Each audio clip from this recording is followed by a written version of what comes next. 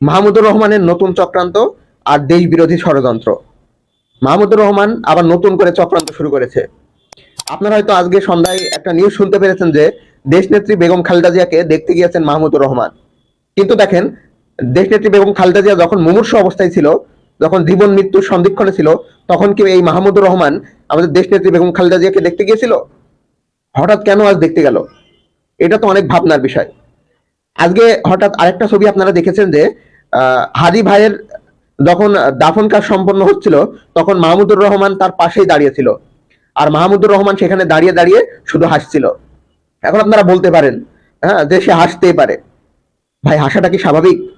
হ্যাঁ, একজন মারা গিয়েছে, হ্যাঁ, অন্য সময় অন্য জায়গায় যে কান্নাকাটি করছে, আবার যখন হাদি ভাইকে যখন মাটি দেওয়া হচ্ছে তখন এরকম কাহিনী করছে, এরকম কান্নাকাটি করছে অন্য জায়গায়, আর হাদি ভাইয়ের এই কবরের সামনে দাঁড়িয়ে হাসাহাসি করছে। এই সব কিছুই তো বাংলাদেশের মানুষ আজ দেখলো। এদের চেহারা, এরা যে কত ভোল পাল্টায়, এটা আল্লাহ ছাড়া কেউ বলতে পারবে না। টিকটিকি যতটা তাদের মানে রং না বদলায়, এই মাহমুদুর রহমান আর এই এই পুরো গ্যাং, হ্যাঁ, এরা এর থেকেও বেশি রং বদলায়। বাংলাদেশকে পুরো শেষ করে দিল। একটা হলো নিজেরা এই যে মবতন্ত্র তৈরি করে মবের মাধ্যমে প্রথম আলো, ডেইলি স্টার, এই সব কিছু সব পুড়িয়ে দিল।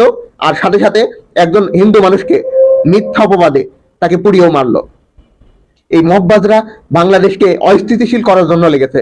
এদের প্রধান উদ্দেশ্য হলো বাংলাদেশে যে আসন্ন নির্বাচন আসছে, এই নির্বাচন যেন না হয়। কারণ এই নির্বাচন হলে এদের যত এখন ক্ষমতা, হম্বি তম্বি, সব তো শেষ হয়ে যাবে। এদের সাথে আছে বিদেশি কিছু দেশ, যারা এদের সাথে মিলে, যারা এদেরকে বুদ্ধি পরামর্শ দিয়ে আমাদের দেশকে একটি অস্থিতিশীল দেশ বানাতে চাইছে। আবার দেখা যাচ্ছে কিছু কিছু মানুষ, হ্যাঁ, নানা দেশে গিয়ে নানা মানুষের কাছে ট্রেনিং নিচ্ছে যে কিভাবে বাংলাদেশকে অস্থিতিশীল করা যায়, বাংলাদেশকে একটি ভঙ্গুর রাষ্ট্রে পরিণত করা যায়। আজ মাহমুদুর রহমান যেমন ভোল পাল্টে বেগম খালেদা জিয়াকে দেখতে গেল, এমনই ভোল পাল্টে সামনে হয়তো এই মাহমুদুর রহমান বিএনপির কাছে আরো আসতে চাইবে। আর এই মাহমুদুর রহমান যদি বিএনপির কাছে আসে, বিএনপিকে সতর্ক থাকতে হবে। এ হলো কাল সাপের মতো। কাল সাপও সবল দেয় না যেরকম, এরা যেভাবে সবল দেবে। ধন্যবাদ সবাইকে।